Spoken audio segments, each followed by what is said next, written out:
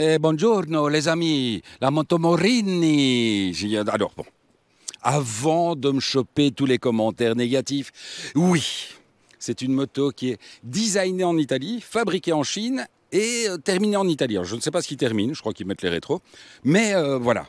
Donc vous emballez pas, je sais bien que ce n'est pas une moto italienne, mais malgré tout, ben, cette moto, elle est plutôt jolie, elle est très réussie. Alors, merci de nouveau, vous allez me dire, c'est le grand moment des merci. Ben, je dis merci à Dimcar, c'est un tout nouveau concessionnaire Moto Morini à Oudin-Agony qui m'a filé sa bécane perso. Donc, je l'ai reçue, elle avait 80 km. Donc, pour l'instant, c'est un petit peu, bon, là, elle a pratiquement 500 km. Donc, on commence à pouvoir un petit peu exploiter les 60 chevaux du moteur. Mais effectivement, ben, ce moteur 650 cm3, 649 puisqu'il est marqué dessus, ben, c'est un moteur qui aime être exploité à haut régime. Donc on va regarder ce superbe tableau de bord. Alors à l'instar de beaucoup de tableaux de bord actuels, malheureusement ces tableaux de bord mettent un temps dingue à s'allumer. Sinon, il est ultra clair, franchement très très clair. Et comme vous le voyez, ben voilà, on a la zone rouge à 9000 tours et la puissance est entre 6 et 7000 tours, enfin entre 6 et 7000 tours. Vous commencez vraiment à avoir la puissance de ce bicylindre. Donc de temps en temps, ben, on a l'impression d'un peu tout le temps tirer dedans. Mais sinon, franchement, moto très confortable, très bien finie. C'est voilà, on est de nouveau, ben, je le dis souvent, dans les chinoises, il y a plusieurs gammes. Il y a vraiment les chinoises à pas cher. Et ça, il ne faut pas rêver, vous n'en avez pas votre argent. Et puis, vous avez toutes ces motos qui ont vraiment bien évolué. Donc, c'est une moto qui est extrêmement bien suspendue. C'est une jante de 19 pouces à l'avant. Donc, ça permet de mettre des pneus trail. Ce n'est pas non plus un trop haut, enfin une trop grande jante. Moto très stable qui freine bien. Je vous dis, hein, à moins de 8000 balles, vous avez, enfin, à beaucoup moins de 8000 euros, vous avez quand même une très belle moto. Avec ce grand tableau de bord que, comme d'habitude, Nicolas va vous faire une petite démo après. J'adore refiler aux autres ce que je n'aime pas faire. Boîte très bien étagée. Alors bien entendu, il n'y a pas de shifter, etc.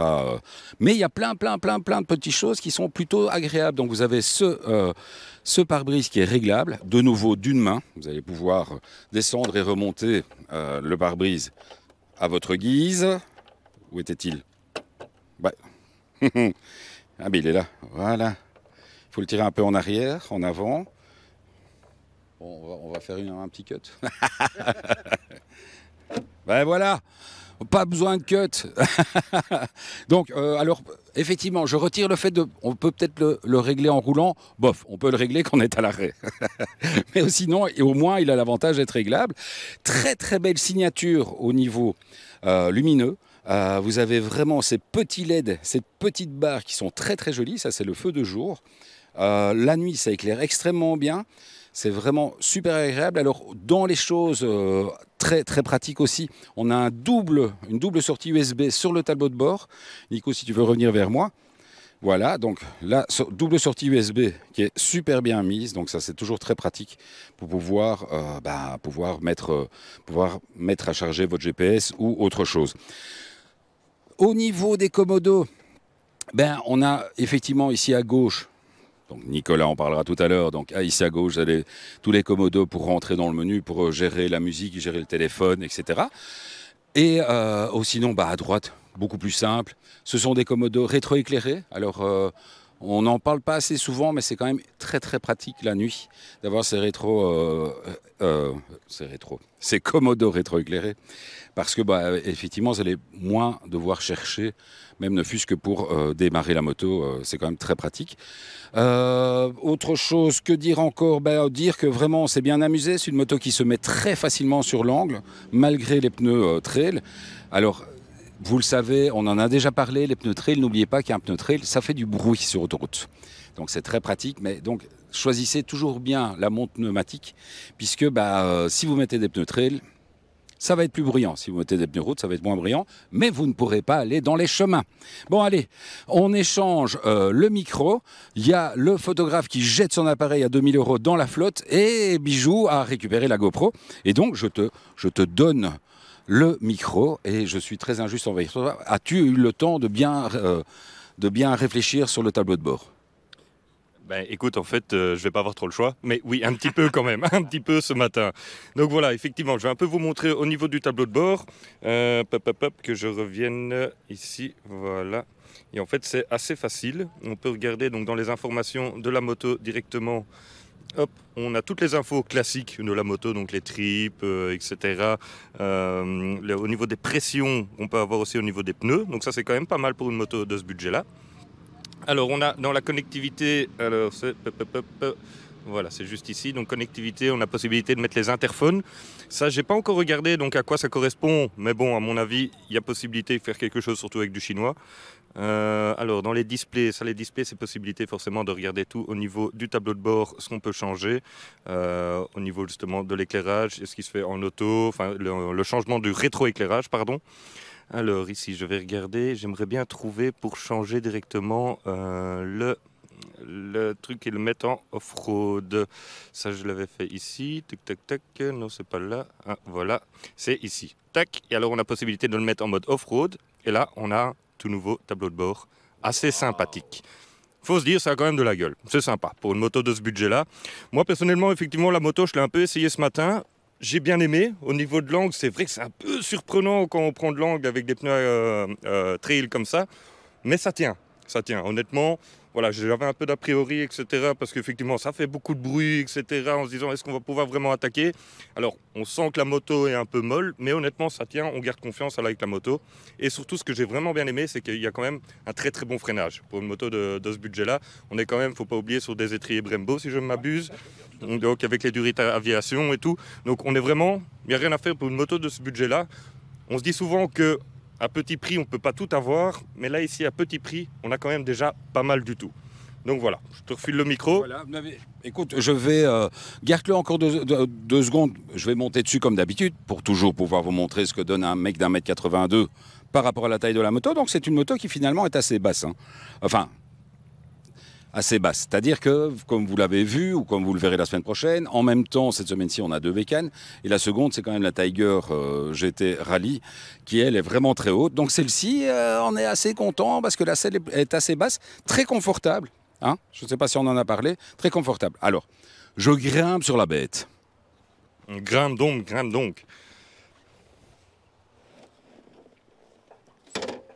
Et donc là, pratiquement les... J'avais oublié le micro. Pratiquement les pieds vraiment bien à plat au sol. Vous voyez vraiment une place confortable, une assise confortable, une bonne protection. Franchement, tout tombe sous la main. Et il y a vraiment cette évolution, et j'aime à le répéter, cette évolution, parce que je l'avais testé il y a 2 ans à sa sortie, cette Benelli, Benelli, c'est ce que je vais chercher demain, cette moto Morini Escape.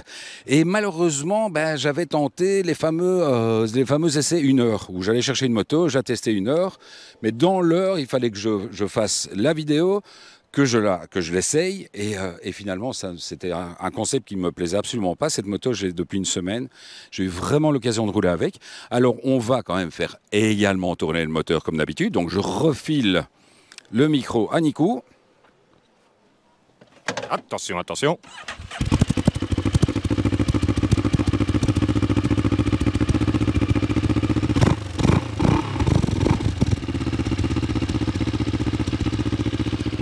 Un chouette petit bruit quand même. Hein. Tout à fait, un son bien agréable. Alors on va essayer de remonter ça. On va essayer de remonter le tableau de bord. Le tableau de bord. Voilà. Je pense qu'on... Oui. Un peu de WD-40. Voilà. C'est le problème de la... Mais je voulais le couper juste pour qu'on n'entende plus le bruit qui n'a rien à voir avec la moto. Et donc la seule chose un peu... Allez, vraiment pour faire le difficile... Sur le tableau de bord, vous avez en fait l'indicateur de rapport engagé qui se trouve en bas à droite.